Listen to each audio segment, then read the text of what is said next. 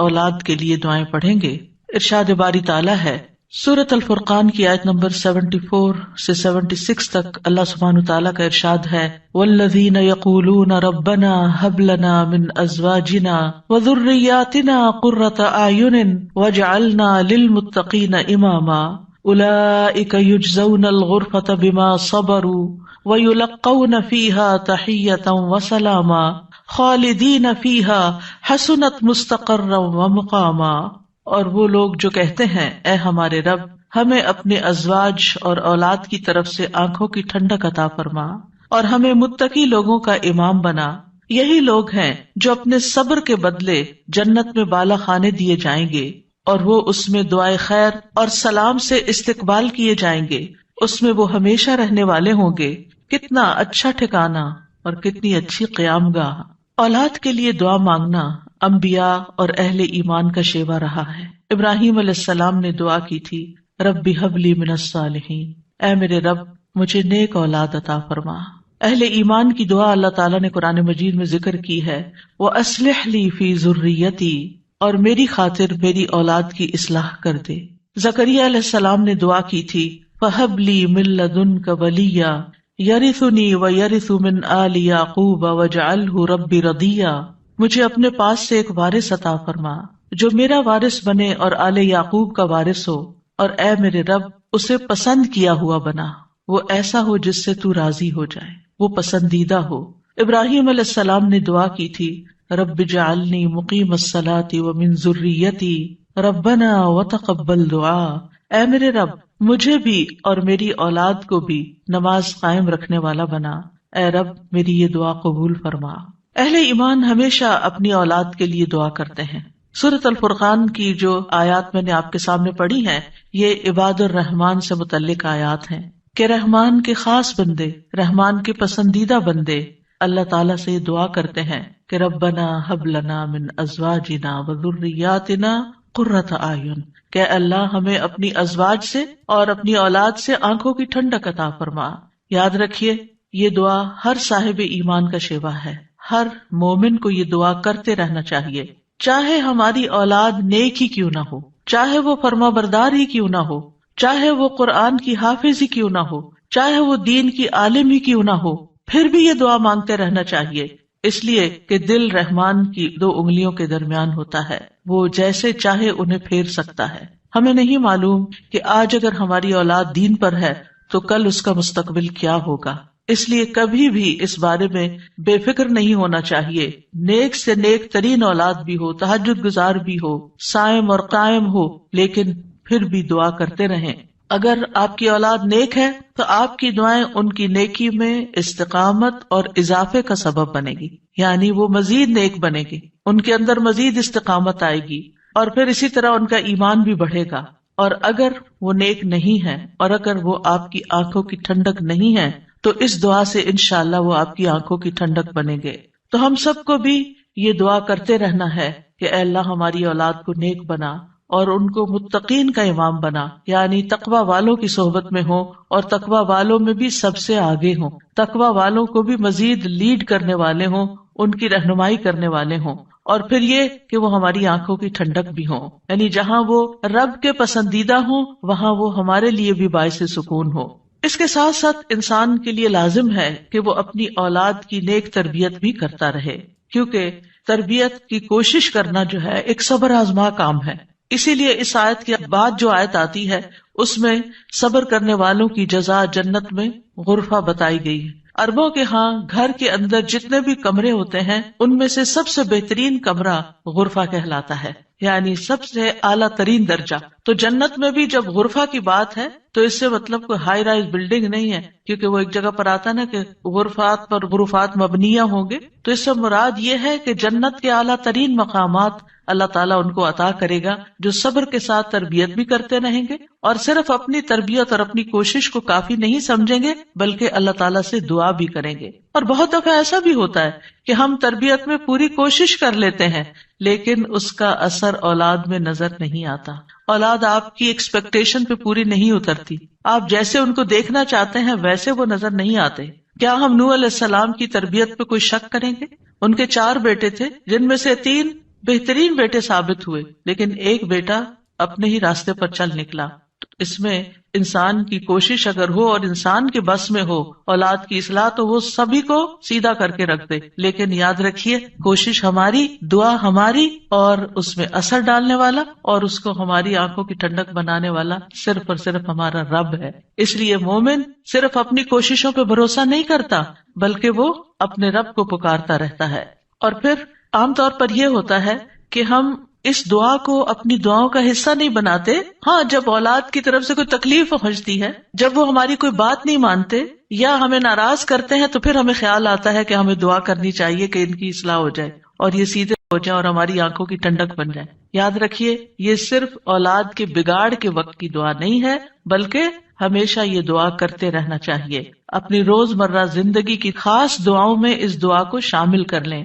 اپنی نمازوں میں، سجدوں میں، قبولیت کے اوقات میں اپنی اولاد کے لیے دعا کرے، کیونکہ اولاد انسان کی محبوب ترین چیزوں میں سے ہے. جن کو اللہ نے اولاد کی نعمت سے نوازا ہے، وہ اچھی طرح سمجھ سکتے ہیں کہ ہماری زندگی میں اولاد کا کیا مقام ہے. یعنی جب تک انسان والدین نہیں بنتا، ماں باپ نہیں بنتا، وہ اس بات کو سمجھ ہی نہیں سکتا کہ اولاد کیا چیز ہوتی ہے. کیونکہ انسان زندگی میں مختلف چیزوں سے محبت کرتا ہے، مختلف چیزوں کے ساتھ انسان کا لگاؤ ہوتا ہے، مختلف کام یا مختلف چیزیں اس کو پسند آتی ہیں. لیکن جب ایک عورت ماں بنتی ہے، ایک مرد جو ہے وہ باپ بنتا ہے، تو اس کے بعد اس کی زندگی میں جو تبدیلی آتی ہے، اس کے بعد اس کی زندگی کے اندر جو خوبصورتی آتی ہے، اس کے بعد اس کی زندگی کا جو محور اور مرکز بن جاتا ہے، اور اس کی تمام توجہ کا مرکز جو چیز بن جاتی ہے، اور دن رات کی یہ ڈیوٹی 24/7 کی ہوتی ہے. یعنی باقی چیزوں سے تو آپ کسی وقت الگ بھی ہو سکتے ہیں، مگر یہ وہ رشتہ ہوتا ہے کہ جس سے آپ پھر مرتے دم تک الگ نہیں ہو سکتے، کیونکہ وہ آپ کے جسم کا ایک حصہ ہوتا ہے. اور اللہ تعالیٰ آپ کے دل میں ہر چیز سے زیادہ ان کے لیے محبت ڈال دیتا ہے، اور ان کی خوشی آپ کو خوش کرتی ہے، اور ان کا دکھ آپ کو دکھی کرتا ہے. اس لیے انسان کو ہمیشہ اپنی دعاؤں میں یہ خاص دعا کرتے رہنا چاہیے، اور قبولیت کے اوقات میں بھی، کیونکہ اولاد سے ملنے والی آنکھوں کی ٹھنڈک اسی وقت ہوتی ہے جب اولاد سیدھے رستے پر ہوتی ہے، جب اولاد نیک ہوتی ہے، اچھے کام کر رہی ہوتی ہے، تو پھر ہی ماں باپ کی آنکھوں کی ٹھنڈک ہوتی ہے. اور اس دعا کے دوسرے حصے میں اپنے لیے دعا ہے کہ اللہ ہمیں متقین کا امام بنا. یعنی اولاد جو ہے، ہم اس کے ایک طرح سے امام ہوتے ہیں. جیسے حدیث میں آتا ہے نا، کلکم راعٍ وکلکم مسئول عن رعیتہ، تو ہر ایک ہم میں سے راعی ہے، ہر ایک لیڈر، ہر ایک ذمہ دار ہے. تو اللہ تعالیٰ ہمیں ماں باپ کی حیثیت میں ایسا رول ماڈل بنا کہ ہم متقی ہوں اور ہماری اولاد بھی متقی ہو.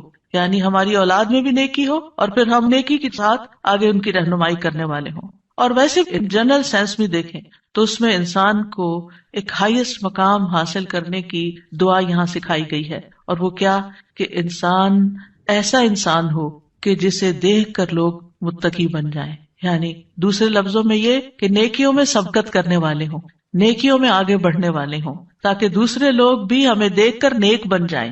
مثلاً اگر ایک مرد اول وقت میں مسجد میں جا کر نماز پڑھتا ہے تو اس کے بچوں پر اس کا کیا امپریشن ہوگا. یعنی اگر باپ ذمہ دار ہے تو بچے بھی دیکھ کر کہیں گے کہ ہاں ہمیں بھی یہی کام کرنا ہے، کیونکہ بچے ابتدائی زندگی میں خاص طور پر باپ کو، ماں کو بہت فالو کر رہے ہوتے ہیں. پھر اسی طرح اگر آپ کا پڑوسی آپ کو دیکھتا ہے، آپ کے کولیگز آپ کو دیکھتے ہیں کہ آپ کی توجہ سب سے زیادہ کس چیز کی طرف ہے، تو وہ بھی آپ کی دیکھا دیکھی نیکی کے کام میں آگے بڑھتے ہیں. آپ صدقہ کرتے ہیں اور کوئی آپ کو دیکھ رہا ہے، آپ کا مقصد نہیں دکھانا، لیکن کسی کو نظر آ جاتا ہے تو آپ کو دیکھ کر وہ بھی شروع کر دیتا ہے، تو آپ اس کے کیا بن گئے؟ امام. یعنی آپ لیڈ کر رہے ہیں، آپ آگے ہیں اور وہ آپ کو فالو کر رہے ہیں.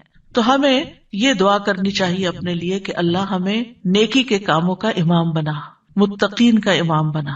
تو یہاں ہم دیکھتے ہیں کہ یہ عباد الرحمن کی صفات میں سے ایک صفت ہے، اور وہ کہتے ہیں والذین یقولون ربنا ہب لنا. ہب کا لفظ جو ہے یہ ہبہ سے ہے، اور ہبہ کہتے ہیں بلا معاوضہ کوئی چیز دینا. یا رب ہم نے کچھ کیا نہیں، لیکن تو اپنے پاس سے ہمیں عطا فرما، اپنی خاص رحمت سے ہمیں یہ عطا فرما. من ازواجنا، ازواج کا لفظ جو ہے یہ زوج سے ہے. جن اور حیوانات، ان سب میں نر اور مادہ پایا جاتا ہے جو ہر ایک دوسرے کا زوج کہلاتا ہے. یعنی عورت کے لیے بھی یہ لفظ استعمال ہوتا ہے اور مرد کے لیے بھی استعمال ہوتا ہے. اگر مرد یہ دعا کریں گے تو اپنی بیویوں کے لیے کریں گے کہ ہماری بیویاں ہمارے لیے آنکھوں کی ٹھنڈک ہوں، اور اگر عورتیں یہ دعا کریں گی تو ان کے ازواج ان کے خاوند ہوں گے کہ ان کو ہمارے لیے آنکھوں کی ٹھنڈک بنا۔ اور ذریات سے مراد، ذریت جو ہے صرف اولاد نہیں ہوتی، اولاد کی اولاد بھی ذریت کہلاتی ہے، کیونکہ آپ نے دیکھا ہوگا کہ جب آپ اپنی اولاد کے لیے دعا کرتے ہیں اور وہ کسی قابل ہوتی، بڑی ہوتی، پھر ان کے بچے پیدا ہوتے ہیں، تو بعض اوقات اپنے بچوں سے زیادہ بچوں کے بچے پیارے ہو جاتے ہیں، اور اگر وہ نیک بنتے ہیں تو ہمیں آنکھوں کی ٹھنڈک نصیب ہوتی ہے، اور اگر بچوں کے بچوں میں کوئی بگاڑ آ جائے تو آپ ایکولی دکھ اور تکلیف میں مبتلا ہو جاتے ہیں۔ تو اس لیے یہ بہت جامع دعا ہے کہ ہم صرف اپنے لیے نہیں، اپنے بچوں کے لیے نہیں، بلکہ اپنی نسلوں کے لیے دعا کر رہے ہوتے ہیں۔ تو ربنا ہب لنا من ازواجنا وذریاتنا، اور ذریات میں قرۃ اعین، آنکھوں کی ٹھنڈک۔ آپ کو معلوم ہے کہ آنکھیں ٹھنڈی بھی ہوتی ہیں اور گرم بھی ہوتی ہیں۔ آنکھوں سے جب آنسو بہتے ہیں، خوشی کے آنسو بہیں تو آنکھیں ٹھنڈی ہوتی ہیں، اور اگر غم کے آنسو ہوں تو آنکھیں گرم ہو جاتی ہیں۔ تو آنکھوں کی ٹھنڈک کا مطلب ہے خوشی، مسرت، اور پھر یہ کہ آنکھوں کی ٹھنڈک ہو تو انسان پرسکون رہتا ہے، نیند بھی سکون سے آتی ہے۔ کہ بچوں کی طرف سے اگر انسان کو بے فکری ہو کہ وہ اچھے کام کر رہے ہیں، اچھی جگہ پر ہیں، سیف ہینڈز میں ہیں، تو انسان کے بہت سے غم، دکھ، پریشانیاں ختم ہو جاتی ہیں، وہ بے فکر ہو جاتا ہے۔ اور پھر اسی طرح یہ ہے کہ جب آنکھوں کی ٹھنڈک ہوتی ہے تو انسان کے دل کو بھی قرار ملتا ہے، یعنی آنکھوں کی ٹھنڈک صرف آنکھوں تک نہیں رہتی، بلکہ آنکھوں سے انسان جو کچھ دیکھتا ہے وہ اس کے دل تک اتر جاتا ہے۔ ابن عباس کہتے ہیں اس سے مراد ان کی وہ اولاد ہے جو اللہ کی اطاعت کے کام کرے تاکہ دنیا اور آخرت میں انہیں آنکھوں کی ٹھنڈک نصیب ہو، یعنی جو بچے نیک ہوتے ہیں وہ ماں باپ کے لیے ان کی زندگی میں بھی خوشی کا باعث ہوتے ہیں، اور جب ماں باپ فوت ہو جاتے ہیں تو وہ ان کے لیے صدقہ جاریہ بن جاتے ہیں۔ اور پھر جب قیامت کے دن اٹھیں گے اور اولاد اور والدین کو اللہ سبحانہ وتعالیٰ جمع کر دے گا اپنی جنتوں میں، تو یہ وہاں بھی ان کو دیکھ دیکھ کر خوش ہوتے رہیں گے۔ obviously جو بچے ماں باپ کے ساتھ نہیں جا سکیں گے، جو ماں باپ کا دین چھوڑ گئے یا ان کا راستہ چھوڑ گئے یا نماز روزہ چھوڑ گئے، تو پھر ظاہر ہے کہ وہ بچے چاہے دنیا میں کتنے بھی کامیاب کیوں نہ ہوں، وہ آخرت میں ساتھ نہیں ہوں گے۔ تو اس لیے جب یہ دعا کرتے ہیں تو اس میں ان کی ہدایت اور صلاح کی دعا بھی آ جاتی ہے۔ یعنی یہاں اس دعا سے مراد صرف بچوں کا ظاہری حسن اور خوبصورتی اور ان کی دنیا کی کامیابیاں اور دنیا میں ان کا مال و دولت کمانا، یہ بھی ٹھیک ہے، خوشی کی بات ہوتی ہے۔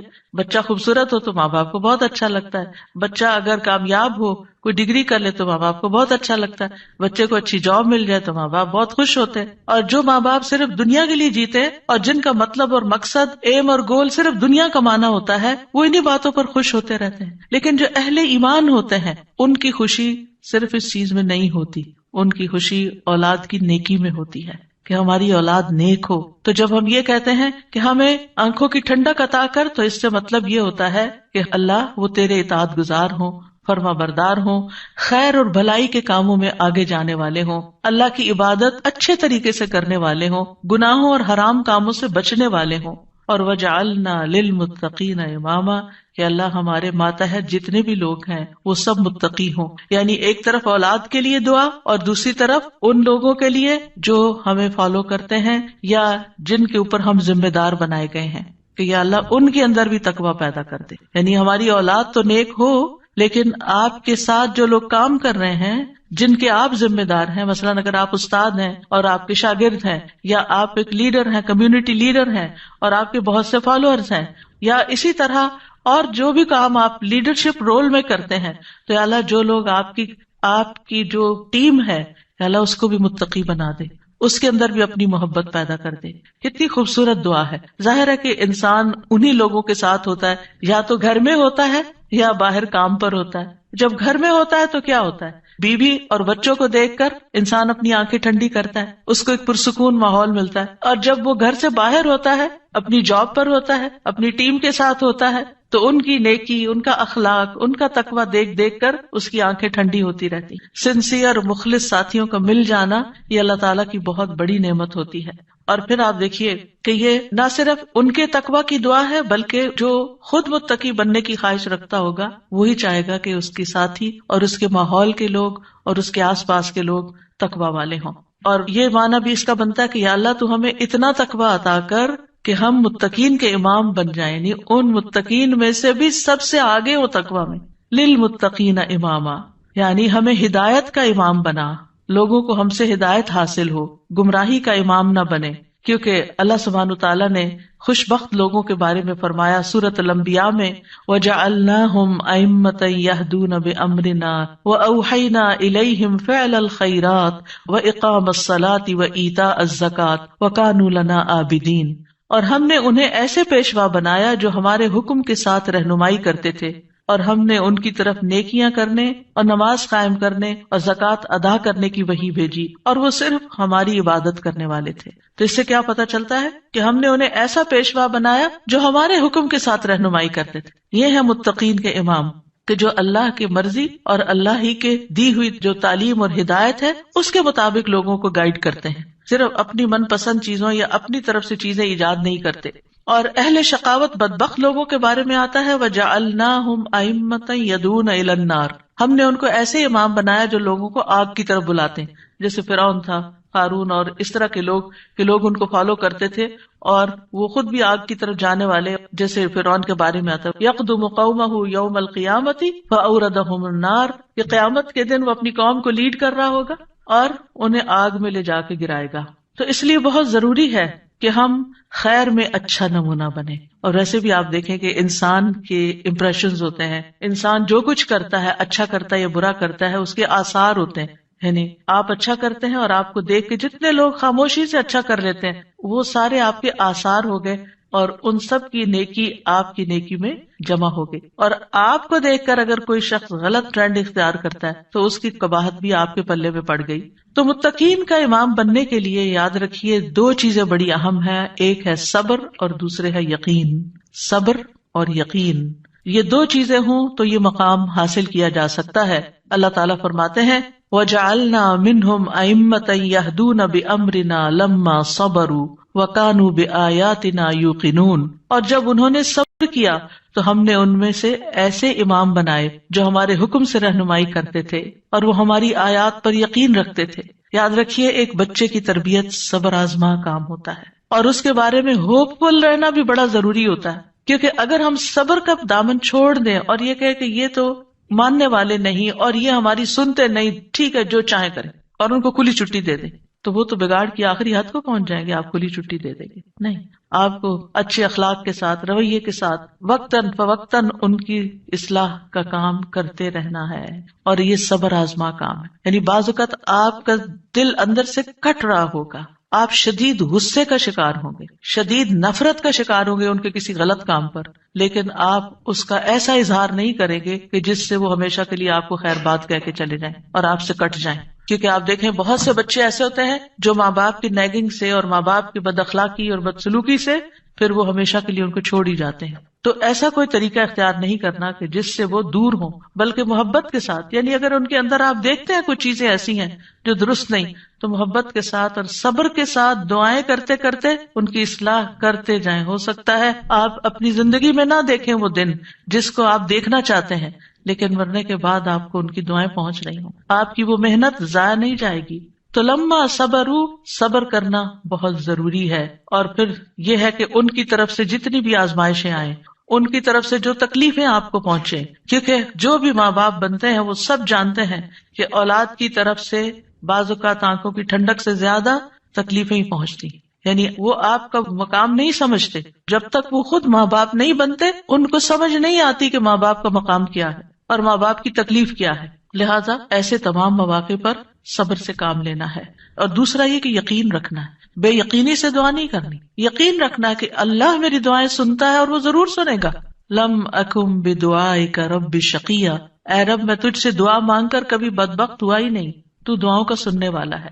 ایسی دعا کرنے والوں کا انجام بہت بہترین ہے. اللہ تعالیٰ فرماتے ہیں اولئک یجزون الغرفۃ، ایسے نیک بندے جن کے اندر یہ صفات ہوں، جو یہ چاہتے ہوں کہ ان کی اولاد اچھی ہو جائے، ان کے ازواج، ان کی بیوی یا شوہر اچھا ہو جائے، اور پھر صبر کے ساتھ یہ سب کام کریں، تو پھر ان کا انجام بھی بہت اچھا ہے. اور وہ کیا ہے کہ جنت کا اعلیٰ ترین مقام، جیسا کہ سورۃ العنکبوت میں آتا ہے والذین آمنوا وعملوا الصالحات لنبوئنہم من الجنۃ غرفا تجری من تحتها الانہار خالدین فیہا نعم اجر العاملین الذین صبروا وعلی ربہم یتوکلون.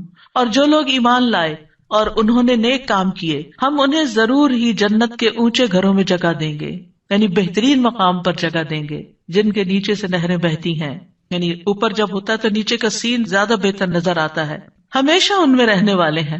دنیا میں آپ اگر کوئی ایسی جگہ پر کسی سی سائڈ پر کسی بہترین سینری اور گرینری کے مقام پر اونچی کسی ہائیسٹ فلور پر پینٹ ہاؤس خرید بھی لیں رہ بھی لیں، لیکن آپ کو ہر وقت دھڑکا لگا رہتا ہے کہ پتہ نہیں کب دنیا سے چلے جانا ہے، یا اگر رینٹ پر رہ رہے ہیں تو پتہ نہیں کب یہاں سے نکلنا پڑ جائے.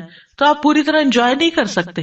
یعنی انسان جتنا بھی چاہے دنیا میں کمپلیٹ انجوائمنٹ ہے ہی نہیں، کیونکہ اس کے ساتھ کئی مسائل اور کئی مشکلات ہوتی ہیں. لیکن آخرت میں بلند ترین مقامات میں فرمایا خالدین فیہا، وہ اس میں ہمیشہ رہیں گے. نکلنے کا، اس کو چھوڑنے کا، اس کے خراب ہونے کا، اس کی مینٹیننس کا کوئی فکر ہی نہیں ہے، صرف انجوائمنٹ ہی ہے. نعم اجر العاملین، لیکن یہ کس کو ملتا ہے؟ جو عمل کرتے ہیں، جو کام کرتے ہیں، جو محنت کرتے ہیں. کتنا اچھا اجر ہے عمل کرنے والوں کا. کون ہے وہ عمل؟ کیا دو عمل بتائے گئے؟ الذین صبروا وعلی ربہم یتوکلون، وہ جو صبر کرتے ہیں اور اپنے رب پر توکل کرتے ہیں، بھروسہ کرتے ہیں. اور اس کے علاوہ حدیث سے بھی اس مقام کو حاصل کرنے کی بات ہمیں پتہ چلتی ہے. نبی صلی اللہ علیہ وسلم نے فرمایا جنتی لوگ اپنے سے بلند کمرے والے کو، غرفہ والوں کو اپنے اوپر ایسے دیکھیں گے جیسے وہ دنیا میں چمکدار گہرے ستارے کو دیکھتے. اتنے بلند ہوں گے ان کے مقامات. آپ سوچئے کبھی آپ جب جہاز پر ونڈو سیٹ پر بیٹھے ہوتے ہیں تو آپ جب نیچے دیکھتے ہیں تو بعض بہت ہی خوبصورت مناظر نظر آتے ہیں. تو آپ سوچئے کہ جس کا گھر وہ ستارے کی جگہ پر ہو، اتنا بلند مقام اس کو مل چکا ہو، تو پھر اس کو کیا کچھ نظر نہیں آئے گا نیچے. فرمایا کہ جس طرح وہ دنیا میں چمکدار گہرے ستارے کو دیکھتے ہیں جو آسمان کے مشرقی یا مغربی کنارے میں بہت دور ہوتا ہے، ان میں سے ایک دوسرے سے افضل ہوگا. لوگوں نے عرض کیا یا رسول اللہ یہ تو انبیاء کے محل ہوں گے جنہیں ان کے سوا اور کوئی نہ پا سکے گا. آپ نے فرمایا نہیں، اس ذات کی قسم جس کے ہاتھ میں میری جان ہے، یہ ان لوگوں کے لیے ہے جو اللہ پر ایمان لائے اور انبیاء کی تصدیق کی. ایک اور روایت میں آتا ہے بے شک جنت میں ایسے غرف ہیں جنتی ان کے باہر والے حصے کو اندر سے دیکھ سکیں گے اور اندر والے حصے کو باہر سے دیکھ سکیں گے. اللہ نے یہ ایسے شخص کے لیے تیار کیے ہیں جو لوگوں کو کھانا کھلائے اور سلام عام کرے اور رات کو نماز ادا کرے جب لوگ سو رہے ہیں. اور الحمدللہ رمضان ایسا مہینہ ہوتا ہے کہ جس میں آپ یہ تینوں کام کر سکتے ہیں. آپ کی ہرس ہوتی ہے کہ زیادہ سے زیادہ لوگوں کو افطار کرایا جائے، زیادہ سے زیادہ لوگوں تک راشن پہنچایا جائے، یعنی ان کو کھلایا جائے. اور جب آپ مسجد جاتے ہیں تو تراویح بھی ہوتی ہے اور بہت سے لوگ مل جاتے ہیں تو سلام پہ سلام ہو رہا ہوتا ہے. یا دینی مجالس کا زور ہوتا ہے رمضان میں جس میں لوگ اکٹھے ہوتے ہیں تو پھر ایک دوسرے سے ملاقات کر کے سلام کے مواقع آتے ہیں. اور یہ صرف رمضان ہی کے لیے نہیں ہے بلکہ سارا سال انسان ایسے کاموں کی رغبت رکھے، ایسے کاموں سے محبت کرے. اور ان کی جنت میں وہ کیا ہوگا؟ وَيُلَقَّوْنَ فِيهَا تَحِيَّةً وَسَلَامًا، وہاں ان کو سلام اور دعا دی جائے گی. تحیہ کہتے ہیں زندگی کی دعا دینا، یعنی ان کے استقبال کے لیے ایسے فرشتے موجود ہوں گے جو انہیں سلام بھی کریں گے اور سلامتی کی دعائیں بھی دیں گے. جب کوئی سلامتی کی دعا آپ کو دیتا ہے تو کتنا دل خوش ہوتا ہے. تو وہاں فرشتے ان کو دعائیں دے رہے ہوں گے. اور پھر آپس میں جب ملاقاتیں ہوں گی جنتیوں کی تب بھی سلام دعا ہو رہی ہوگی. اور یہ سلامتی ان کو کس لیے ملی؟ کیونکہ دنیا میں انہوں نے گناہوں سے سلامت زندگی بسر کی. خالدین فیہا حسنت مستقرا و مقاما، ہمیشہ اس میں رہیں گے. کتنا خوبصورت ٹھکانہ، کتنا اچھا مقام. یاد رکھیے یہ دعا گھروں کی اصلاح کی بنیاد رکھتی ہے. اس میں صرف اولاد ہی نہیں بلکہ ازواج بھی، یعنی شوہر اور بیوی. آج آپ دیکھیں کہ ہر دوسرے گھر کا یہ مسئلہ بنا ہوا ہے کہ گھر میں میاں بیوی کی لڑائیاں جاری ہیں. اس سے ایک دوسرے کے اندر ایک بے چینی، اداسی، پریشانی، کاموں میں رکاوٹ اور کتنی بے شمار خرابیاں. اور سب سے بڑی بات یہ کہ آپ اپنی اولاد کے لیے ایک بہترین نمونہ ہوتے ہیں. آپ صرف آپس میں نہیں لڑتے بلکہ اپنے بچوں کو ایک برا نمونہ پیش کر کے ان کی زندگیوں کو بھی جہنم بناتے ہیں. اور پھر آپ دیکھیے کہ کوئی اور انسان ناراض ہو جائے تو اس سے انسان کو اتنی تکلیف نہیں ہوتی، حتیٰ کہ اگر ماں باپ بھی ناراض ہوتے ہیں نا تو انسان اتنی پرواہ نہیں کرتا. لیکن اگر شوہر بیوی سے یا بیوی شوہر سے ناراض ہو تو انسان کے غم کی انتہا ہوتی ہے. کسی چیز میں دل نہیں لگتا، پریشانی چھا جاتی ہے اور ہر چیز بے مزہ ہو جاتی. چاہے خوبصورت ترین محل میں آپ رہتے ہو، خوبصورت ترین لباس آپ پہنتے ہو، بہترین کھانے آپ کھاتے ہو، لیکن اگر میاں بیوی کا آپس میں پیار نہیں ہے، آپس میں اتفاق نہیں ہے، آپس میں ایک دوسرے سے خوش نہیں ہے، تو زندگی کی کوئی خوشی نہیں ہوتی. تو اس لیے بہت ضروری ہے کہ اس دعا سے کام لیا جائے، اور جہاں کہیں تھوڑے بہت بھی پرابلمز ہیں وہ بھی انشاءاللہ حل ہو جائیں گے، اور جہاں بڑے مسائل ہیں اور جہاں مسائل نہیں بھی وہاں بھی یہ دعا پڑھی جائے، تاکہ گھروں کے اندر ایک خوبصورتی آئے. یعنی اللہ تعالیٰ نے ہمیں منع تو نہیں کیا کہ دنیا میں ہم محبت سے زندگی نہ گزاریں، یعنی ہمیں دنیا میں بھی محبت چاہیے، آپس کی اتفاق اور پیار چاہیے. ایک محبت جو ہوتی ہے وہ انسان کی ضرورت ہوتی ہے، ایک دوسرے کی کیئر کرنا ایک ضرورت ہوتی ہے ہر انسان کی. اور اللہ سبحانہ وتعالیٰ نے جوڑے بنائے کیوں ہیں؟ قرآن مجید میں اللہ تعالیٰ فرماتے ہیں وَمِنْ آيَاتِهِ أَنْ خَلَقَ لَكُم مِّنْ أَنفُسِكُمْ أَزْوَاجًا لِتَسْكُنُوا إِلَيْهَا وَجَعَلَ بَيْنَكُم مَّوَدَّةً وَرَحْمَةً إِنَّ فِي ذَلِكَ لَآيَاتٍ لِقَوْمٍ يَتَفَكَّرُونَ. اور اس کی نشانیوں میں سے ایک یہ ہے کہ اس نے تمہاری ہی جنس سے تمہارے جوڑے پیدا کیے یا بیویاں پیدا کی تاکہ تم ان کے پاس سکون حاصل کرو، اور تمہارے درمیان محبت اور رحمت پیدا کر دی. غور و فکر کرنے والوں کے لیے اس میں کئی نشانیاں ہیں. تو اللہ سبحانہ وتعالیٰ نے شادی کا مقصد کیا رکھا ہے؟ سکون کا حصول. اور اگر شادی کے بعد انسان کا پہلا سکون بھی جاتا رہے اور سکون ہی لٹ جائے اور تکلیف اور پریشانی ہر وقت رہے تو اس نے کیا پایا؟ تو شادی کا مقصد ہی فوت ہو گیا. ٹھیک ہے، شادی کے اور بھی کئی مقاصد ہو سکتے ہیں، لیکن سب سے بنیادی اور اول مقصد اللہ تعالیٰ نے کیا رکھا ہے اس رشتے کے اندر؟ ایک دوسرے سے سکون، مودت اور رحمت. ایک دوسرے سے محبت بھی کریں اور ایک دوسرے پر رحم بھی کریں، ایک دوسرے کی کیئر کریں، ایک دوسرے کا خیال رکھیں، ایک دوسرے کی ضرورت کو پہچانیں. صرف خود غرضی نہ ہو کہ میری مرضی، میرا مقصد، میرا مطلب اور میں جو چاہوں صرف وہ ہو میرے پاس. نہیں، یہ بھی دیکھنا ہوگا کہ دوسرا کیا چاہتا ہے. اور جن کپلز کو یہ سمجھ آ جاتی ہے کہ دوسرے کی خواہش کیا ہے اور وہ دوسرے کی خواہش کو پورا کرنے کی کوشش کرتے ہیں تو لازماً دوسرا بھی پھر ان کی خواہش پوری کرتا ہے اور ایک خوشگوار زندگی وجود میں آتی ہے. اسی طرح اللہ تعالیٰ نے سورۃ النحل میں بھی فرمایا وَاللَّهُ جَعَلَ لَكُم مِّنْ أَنفُسِكُمْ أَزْوَاجًا وَجَعَلَ لَكُم مِّنْ أَزْوَاجِكُمْ بَنِينَ وَحَفَدَةً وَرَزَقَكُم مِّنَ الطَّيِّبَاتِ أَفَبِالْبَاطِلِ يُؤْمِنُونَ وَبِنِعْمَةِ اللَّهِ هُمْ يَكْفُرُونَ. اور اللہ نے تمہارے لیے تمہارے نفسوں سے بیویاں پیدا کی اور تمہارے لیے تمہاری بیویوں سے بیٹے اور پوتے پیدا کیے. یعنی اللہ نے ان سے تمہیں اولاد دی اور اس نے تمہیں پاکیزہ چیزوں سے رزق عطا کیا. کیا پھر بھی وہ باطل پر ایمان لاتے ہیں اور اللہ کی نعمت کا انکار کرتے ہیں؟ یعنی اللہ تعالیٰ کی نعمتوں کی ناشکری کرتے ہیں. تو یاد رکھیے کہ گھروں کی اصلاح کا انحصار ازواج کی اصلاح پر ہے، آپس کے اتفاق پر ہے، اور اولاد کی اصلاح سے پہلے ازواج کی اصلاح کی بات ہے. ابن علان کہتے ہیں کہ یہ دعا یعنی ازواج کے بارے میں شروع ہوتی ہے، کیونکہ اگر ازواج کی اصلاح ہو تو اولاد کی اصلاح ہوتی ہے. یعنی شوہر یا بیوی کی اصلاح ہو جائے، وہ ایک دوسرے کے لیے آنکھوں کی ٹھنڈک ہو، تو اولاد خود بخود آنکھوں کی ٹھنڈک ہوتی چلی جائے گی. اور آنکھوں کی ٹھنڈک سے مراد یہ نہیں ہے صرف کہ ایک شوہر اپنی بیوی کو زیادہ خوبصورت دیکھے یا تندرست دیکھے، بلکہ اس حال میں دیکھے کہ وہ اللہ کی فرما بردار ہو. کیونکہ ایک حدیث میں آتا ہے کہ دنیا متاع ہے اور دنیا کی سب سے بہترین متاع نیک بیوی ہے. یعنی دنیا میں جتنی بھی نعمتیں ہیں ان میں سے سب سے بڑی نعمت ایک مرد کے لیے کیا ہے؟ ایک نیک بیوی ہے، ایک اچھی بیوی ہے. اور نیکی صرف نماز روزے کا نام نہیں ہوتی، نیکی اچھے اخلاق کا نام ہوتی ہے. ایک اور حدیث میں آتا ہے نا کہ جب ایک عورت 5 وقت کی نماز پڑھے، رمضان کے روزے رکھے اور اپنے شوہر کی اطاعت کرے، جب وہ اس کو دیکھے، اس کو خوش کر دے، تو وہ جنت کے جس دروازے سے چاہے داخل ہو جائے. یعنی اس تعلق کی بہتری اور خوبصورتی کا اتنا زیادہ اہتمام کیا گیا ہے. اور پھر آپ دیکھیں کہ متقین کا امام بننے کے لیے انسان کو پہلے گھر میں اچھا امام بننے کی ضرورت. یعنی گھر سے باہر آپ اسی صورت میں اچھے امام بن سکتے ہیں جب آپ گھر کے اندر خوبصورتی لاتے ہیں اور اس کے لیے کوشش بھی کرتے ہیں. دیکھیے کچھ رشتے ہمیں اللہ کی طرف سے بنے بنائے مل جاتے ہیں، جیسے ماں باپ کا رشتہ ہے. ماں باپ سے آپ کو انکنڈیشنل لو ملتا ہے. آپ اچھا کریں، آپ برا کریں، آپ ان کو خوش کریں، آپ ان کو ستائیں، آپ ان کے قریب ہوں، آپ ان سے دور ہوں، وہ آپ سے محبت کرتے ہی رہیں گے. آپ زندہ ہوں، آپ مر جائیں، ہر صورت میں محبت کرتے ہیں. آپ نے دیکھا ان ماؤں کو جن کا کوئی بچہ فوت ہو جائے تو وہ زندہ کو بھول کے اسی کو یاد کرتی رہتی ہیں جو چلا گیا ہے. قریب ہو تب بھی محبت کرتے ہیں، دور ہو تب بھی محبت کرتے ہیں. ماں باپ کی محبت انکنڈیشنل، لیکن ازواج کی محبت کنڈیشنل ہوتی ہے. اگر آپ اچھے اخلاق کا مظاہرہ کریں گے، اچھے انسان بن کر رہیں گے تو آپ کی محبت بڑھتی جائے گی. لیکن اگر آپ اپنے اخلاق کو کھو دیں گے تو پھر اس محبت میں کمی آنی شروع ہو جائے گی. تو کچھ رشتے بنے بنائے ہوتے ہیں اور کچھ کو بنانا پڑتا ہے، ان کی مینٹیننس کرنی پڑتی ہے.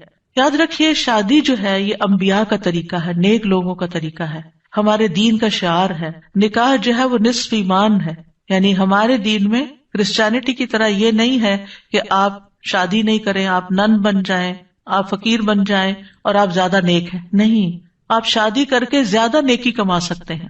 یعنی اسلام جو ہے وہ فطری ضروریات کو مد نظر رکھتا ہے. اللہ تعالیٰ فرماتے ہیں یقیناً آپ سے پہلے بھی ہم نے کئی رسولوں کو بھیجا اور ہم نے ان کے لیے بیویاں اور اولاد بنائی. یعنی پیغمبر بھی بیویوں والے اور اولادوں والے تھے. نبی صلی اللہ علیہ وسلم نے فرمایا نکاح میری سنت ہے، بس جو میری سنت پر عمل نہیں کرتا وہ مجھ سے نہیں. تم لوگ شادی کیا کرو، یعنی شادی کرنا بھی ایک نیکی کا کام ہے، عبادت ہے، کیونکہ میں تمہاری تعداد کی بنا پر سابقہ امتوں سے کثرت تعداد میں مقابلہ کروں گا. ایک اور روایت سے پتہ چلتا ہے کہ شادی نہ کرنے والا نبی صلی اللہ علیہ وسلم کے طریقے سے منہ موڑنے والا ہے. آپ کو یاد ہوگا کہ وہ 3 صحابہ جو نبی صلی اللہ علیہ وسلم کی ایبسنس میں حضرت عائشہ کے پاس پوچھنے گئے تھے کہ آپ کے اعمال کیا ہیں، تو جب انہوں نے بتایا تو انہوں نے کہا وہ تو اللہ کے نبی ہیں، تو اس لیے ایک نے کہا میں کبھی گوشت نہیں کھاؤں گا، دوسرے نے کہا میں کبھی رات کو نہیں سوؤں گا، تیسرے نے کہا میں کبھی شادی نہیں کروں گا. تو نبی صلی اللہ علیہ وسلم کو جب یہ باتیں پتہ چلی تو آپ نے اللہ تعالیٰ کی حمد و ثنا کی اور فرمایا ان لوگوں کو کیا ہو گیا ہے جنہوں نے ایسی اور ایسی باتیں کہی ہیں. میں رات میں نوافل بھی پڑھتا ہوں، سوتا بھی ہوں، نفلی روزہ رکھتا ہوں اور چھوڑ بھی دیتا ہوں، نکاح بھی کرتا ہوں، بس جو شخص میرے طریقے سے منہ موڑے گا وہ مجھ سے نہیں، یعنی وہ میری امت میں سے نہیں ہے جو میرے اس طریقے کو پسند نہ کرے. اللہ سبحانہ وتعالیٰ نے خود نکاح کی رغبت دلائی ہے. وَأَنكِحُوا الْأَيَامَ مِنكُمْ وَالصَّالِحِينَ مِنْ عِبَادِكُمْ وَإِمَائِكُمْ، اور اپنے میں سے بے نکاح مردوں اور عورتوں کا نکاح کر دو، اور اپنے غلاموں اور اپنی لونڈیوں میں سے جو نیک ہیں ان کا بھی. نکاح میں دیر کیوں کرتے ہیں عام طور پر؟ کہ ابھی بچے کچھ کماتے نہیں ہیں. فرمایا اگر وہ محتاج ہوں گے اللہ ان کو اپنے فضل سے غنی کر دے گا، اور اللہ وسعت والا اور سب کچھ جاننے والا ہے. اور پھر شادی ویسے بھی آپ دیکھیں نگاہ کی حفاظت کا ذریعہ ہے، شرمگاہ کی حفاظت کا ذریعہ ہے، نصف دین مکمل کرنے کا ذریعہ ہے. حدیث میں آتا ہے جب کوئی شخص نکاح کر لیتا ہے تو اپنا آدھا دین مکمل کر لیتا ہے، لہذا چاہیے کہ باقی آدھے دین کے بارے میں اللہ سے ڈرتا رہے. پھر آپ دیکھیے کہ صرف دنیا میں نہیں آخرت میں جنت میں بھی پاکیزہ جوڑے ہوں گے. وَلَهُمْ فِيهَا أَزْوَاجٌ مُطَهَّرَةٌ، پاکیزہ بیویاں ہوں گی. اہل جنت سے کہا جائے گا ادخلوا الجنت انتم وازواجکم تحبرون، تم اور تمہاری بیویاں جنت میں داخل ہو جاؤ، تم خوش رکھے جاؤ گے. فرشتے اہل ایمان اور ان کی بیویوں اور بچوں کے لیے دعائیں کرتے ہیں. کیا کہتے ہیں؟ ربنا وادخلهم جنات عدن التي وعدتهم ومن صلح من آبائهم وازواجهم وذرياتهم انك انت العزیز الحکیم. اے ہمارے رب، اور انہیں ہمیشگی کے باغات میں داخل کر جن کا تو نے ان سے وعدہ کیا تھا، اور ان کے آباء و اجداد اور ان کی بیویوں اور ان کی اولادوں میں سے جو نیک ہوئے ان کو بھی جنت میں داخل کر. یعنی یہ فرشتے اہل ایمان کے لیے دعا کرتے ہیں. اور جنت میں کوئی بھی کمارا نہیں ہوگا، یعنی جن لوگوں کی دنیا میں شادی نہیں ہوئی ان کو بھی اللہ تعالیٰ جوڑے عطا کرے گا، اور جن کے شوہر پہلے فوت ہو گئے یا بیوی فوت ہو گئی یا ایک نیک تھا اور ایک جنت میں نہیں گیا دوسرا جہنم میں چلا گیا تو ان کو بھی اللہ تعالیٰ وہاں جوڑے عطا کرے گا. اور کوئی بھی ایسا نہیں ہوگا کہ جو تنہائی کا شکار ہو، آئسولیشن کا شکار ہو، کیونکہ انسان کی زندگی میں اگر کمپینین ہوتا ہے تو انسان کے لیے سکون کا باعث ہوتا ہے. اور خاص طور پر اگر نیک بیوی ہو. قرآن مجید میں آتا ہے فالصالحات قانتات، نیک عورتیں وہ ہیں جو شوہروں کی فرما بردار ہوں، ان کی بات ماننے والی ہوں، اور ان کی عدم موجودگی میں اللہ کی حفاظت میں ان کے حقوق کی حفاظت کرنے والی ہوں، یعنی اپنی جان اور مال کی حفاظت کریں جب شوہر نہ بھی موجود ہوں.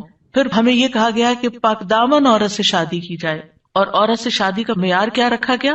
نبی صلی اللہ علیہ وسلم نے فرمایا عورت سے 4 چیزوں کی وجہ سے نکاح کیا جاتا ہے، اس کے مال و دولت کی وجہ سے، یا اس کے حسب نسب کی وجہ سے، یا اس کی خوبصورتی کی وجہ سے، یا اس کی دینداری کی وجہ سے. تیرے ہاتھ خاک آلود ہوں، دیندار عورت سے شادی کر کے کامیابی حاصل کرو، کیونکہ اگر دین والی تمہارے گھر میں آئے گی تو اللہ سے ڈرنے والی ہوگی، اس کا اخلاق اچھا ہوگا، اس کے اندر بگاڑ نہیں ہوگا، تمہیں اس کو بار بار نماز کی پابندی کے لیے نہیں کہنا پڑے گا، اس کو نیکی کی طرف لانے کے لیے بہت ایفرٹ نہیں کرنی پڑے گی. اور پھر آپ دیکھیں کہ ایک ماں کے اوپر انحصار ہوتا ہے کہ بچوں کی کیا تربیت کرتی ہے، کیونکہ تربیت اولاد باپ کا حصہ کم ہوتا ہے، ماں کا حصہ زیادہ ہوتا ہے. اگر ایک بچہ اپنی ماں کو نیک دیکھتا ہے تو اس کے اندر ایک نیکی کی محبت پیدا ہوتی ہے. تو بہرحال یہ رشتے جو ہیں ان کے لیے دعا بھی ہے اور اس کے ساتھ ساتھ انتخاب بھی اچھا ہو، اور پھر ان کو بنانے کے لیے کوشش بھی رہے. اللہ تعالیٰ مردوں کو حکم دیتے ہیں وَعَاشِرُوهُنَّ بِالْمَعْرُوفِ، عورتوں کے ساتھ بھلے طریقے سے زندگی بسر کرو، یعنی ان کے حقوق ادا کرو، اور ایک دوسرے سے محبت کرنا جو ہے یہ بھی دین کا حصہ ہے۔ عقبہ بن عامر کہتے ہیں میں نے رسول اللہ صلی اللہ علیہ وسلم کو یہ فرماتے ہوئے سنا کہ اسلام میں جائز لہو میں 3 چیزیں آتی ہیں: انسان کا اپنی بیوی کے ساتھ دل لگی میں مصروف ہونا، ہنسی مذاق کرنا، اپنے گھوڑے کی دیکھ بھال کرنا یعنی اس کے ساتھ ٹائم سپینڈ کرنا، اور تیر اندازی کرنا۔ بظاہر دیکھا جائے تو یہ ٹائم ویسٹر بھی ہو سکتے ہیں، لیکن یہ ہمارے دین میں ایک نیکی تصور کیے جاتے ہیں۔ یہ شغل جو ہے یا یہ ہابیز جو ہیں یہ پسندیدہ ہے۔ پھر یہ ہے کہ شوہر اور بیوی کو ایک دوسرے کا حق ادا کرنا ہے، کیونکہ یہ حقوق اللہ نے ایک دوسرے کے ذمے رکھے ہیں اور اللہ تعالیٰ قیامت کے دن پوچھے گا۔ بعض اوقات ایک بیوی یہ کہتی ہے کہ میں شوہر کا حق نہیں دیتی کیونکہ وہ بھی میری فلاں بات نہیں مانتا، یا شوہر یہ کہتا ہے میں بیوی کا حق نہیں دیتا کیونکہ میری وہ فلاں بات نہیں مانتی۔ نہیں، جب تک آپ اس رشتے میں ہیں دونوں کو ایک دوسرے کا حق دیتے رہنا چاہیے۔ اور کیوں دینا چاہیے؟ کہ اللہ کا حکم ہے، اس لیے نہیں کہ شوہر خوش ہوگا یا بیوی خوش ہوگی، اس لیے کہ میرے رب کا حکم ہے، اس لیے مجھے یہ کام کرنا ہے۔ اور جب آپ رب کو راضی کرتے ہیں تو رب بندوں کو بھی آپ سے راضی کر دیتا ہے۔ پھر اسی طرح یہ ہے کہ ایک دوسرے سے اچھے اخلاق کے ساتھ پیش آنا۔ نبی صلی اللہ علیہ وسلم نے فرمایا ایمان کے لحاظ سے کامل مومن وہ ہے جو اخلاق میں سب سے اچھا ہے، اور تم میں سے بہتر شخص وہ ہے جو اپنے گھر والوں کے لیے اچھا ہے، اور ایک روایت میں بیویوں کے لیے اچھا ہے۔ اس میں آپ دیکھیے کہ لوگ گھر سے باہر تو ہر ایک سے بڑا اچھا اخلاق رکھتے ہیں، لیکن گھر میں منہ بنا کے رکھتے ہیں، تو یہ اچھے اخلاق کی علامت نہیں۔ اللہ تعالیٰ نے جو کرائیٹیریا دیا ہے وہ کیا ہے کہ سب سے اچھا وہ ہے جس کا گھر میں اخلاق اچھا ہے۔ پھر اسی طرح یہ ہے کہ بد زبانی نہیں کرنی چاہیے۔ پھر بیوی کے ذمہ ہے کہ شوہر کی بات ماننے کے علاوہ شوہر کے مال اور اولاد کی حفاظت کرنے والی ہو، ان کو ضائع نہ کرے، صابر و شاکر ہو۔ شوہر کی ذمہ داری کیا ہے کہ گھر والوں پر خوشی سے خرچ کرے، اور نبی صلی اللہ علیہ وسلم نے فرمایا جو شخص اپنے اوپر خرچ کرتا ہے تاکہ وہ اس کے ذریعے لوگوں سے مانگنے سے بچے وہ اس کے لیے صدقہ ہے، یعنی آپ اپنی پرسنل نیڈز کے لیے اسپینڈ کرتے ہیں یہ بھی صدقہ ہے۔ جو شخص اپنی بیوی اور بچوں اور اپنے گھر والوں پہ خرچ کرتا ہے وہ بھی صدقہ شمار ہو جاتا ہے، یعنی شوہر کے نامہ اعمال میں وہ نیکی لکھی جاتی ہے کہ یہ اپنی بیوی پر بچوں پر خرچ کرنے والا ہے۔ پھر اسی طرح اچھے گزران کا اصول کیا ہے کہ ایک دوسرے کی اچھی عادتوں پر نظر رکھی جائے اور بری عادتوں کو اگنور کیا جائے۔ اگر ہم نے یہ ایکویشن بدلی کہ بری عادتوں کو ہر وقت ہائی لائٹ کیا، تم یہ نہیں کرتی، تم یہ نہیں کرتے، تم یہ نہیں کرتی، تم یہ نہیں کرتے، تو پھر زندگی جہنم بن سکتی ہے۔ کیونکہ ہر وقت اگر انسان اسی میں کڑتا رہے کہ اس شخص میں کیا خرابی ہے، کیا نہیں ہے، کیا کون سی برائی ہے، کون سی غلط عادت ہے، اور اسی پر لڑائی جھگڑا کرتا رہے، تو زندگی میں انجوائمنٹ نہیں رہتی، بلکہ اس کے برعکس نبی صلی اللہ علیہ وسلم نے یہ فرمایا کوئی مومن شخص کسی مومن عورت سے بغض نہ رکھے، یعنی بیوی سے نفرت نہیں کرنی چاہیے۔ اگر عورت کی ایک عادت ناپسند ہوگی تو کوئی دوسری عادت پسند ہوگی، تو کیا مطلب ہے کہ ناپسند بات کو چھوڑو، جو پسندیدہ ہے اس پر نظر رکھو۔ پھر اسی طرح یہ ہے کہ نیک اولاد کے لیے بھی کوشش کے علاوہ اور دعائیں بھی ہمیں سکھائی گئی ہیں، جیسے ان کی پیدائش سے پہلے ہی دعا کرنا، ربی ہب لی من الصالحین، اے میرے رب مجھے نیک اولاد عطا کر، یعنی ابھی اولاد ہوئی نہیں لیکن پہلے سے ہی دعا مانگنا شروع ہو جائے انسان کہ اللہ مجھے نیک اولاد دینا۔ اور پھر یہ کہ شادی کے وقت ایسی عورت کا انتخاب کرنا جس کے اندر بچے پیدا کرنے کی صلاحیت ہو، کیونکہ نبی صلی اللہ علیہ وسلم نے اس بات کا حکم دیا کہ محبت کرنے والی اور زیادہ بچے پیدا کرنے والی عورت سے شادی کرو، یعنی یہ ہمارے دین میں پسندیدہ چیز ہے۔ پھر اسی طرح شادی سے ملنے والی جو نیک اولاد ہے اس کا فائدہ کیا ہے کہ وہ مرنے کے بعد والدین کے لیے دعائیں کرتی ہے اور ماں باپ کے لیے صدقہ جاریہ بن جاتی ہے، اور یہ والدین کی درجات کی بلندی کا ذریعہ بنتا ہے۔ جہاں تک اولاد کی تربیت کا تعلق ہے تو اولاد کے بارے میں سوال ہوگا، یعنی ماں باپ دونوں سے پوچھا جائے گا کہ انہوں نے ان کی تربیت میں کیا کوشش کی۔ پھر اسی طرح اولاد کا پہلا حق کیا ہے؟ حدیث میں آتا ہے نبی صلی اللہ علیہ وسلم نے فرمایا اپنے نطفوں کے لیے اچھی عورت کا انتخاب کرو، یعنی نیک عورت کا انتخاب کرو، اور دین میں ہم پلہ عورتوں سے نکاح کرو، اور ہم پلہ مردوں کو اپنی بیٹیوں کا نکاح کر کے دو۔ پھر اسی طرح اچھے باپ کا انتخاب، رسول اللہ صلی اللہ علیہ وسلم نے فرمایا جب ایسا شخص تمہارے پاس نکاح کا پیغام بھیجے جس کے دین اور اخلاق سے تم مطمئن ہو تو اس سے اپنی بیٹی کا نکاح کرو، یعنی اوباش آوارہ لڑکے ہوں تو پھر ان کے ساتھ شادی نہیں کرو، کیونکہ شادی کے بعد کیا ہوگا، آپ کی بیٹی کو مصیبت میں ڈال دے گا۔ فرمایا اگر ایسا نہیں کرو گے تو زمین میں فتنہ اور زبردست فساد برپا ہوگا، یعنی پھر فساد ہی فساد، بگاڑ ہی بگاڑ۔ پھر اسی طرح ولادت سے پہلے شیطان سے حفاظت کی دعا سکھائی گئی کہ جب شوہر بیوی ایک دوسرے سے ملیں تو دعا پڑھیں، جیسے حضرت مریم کی والدہ نے دعا پڑھی تھی وَإِنِّي أُعِيذُهَا بِكَ وذریتها من الشیطان الرجیم. کتنی خوبصورت دعا ہے کہ اللہ میں اس بچی کو بھی اور اس کی آئندہ آنے والی ذریت کو بھی تیری پناہ میں دیتی ہوں شیطان سے بچا کر. پھر یہ کہ بچوں کو سب سے پہلے توحید سکھانی چاہیے، بچپن سے ہی بچوں کے اندر اللہ کا ڈر پیدا کرنا چاہیے، دین کی تعلیم سیکھنے میں رغبت دلانی چاہیے، اچھے اخلاق کی تعلیم دینی چاہیے.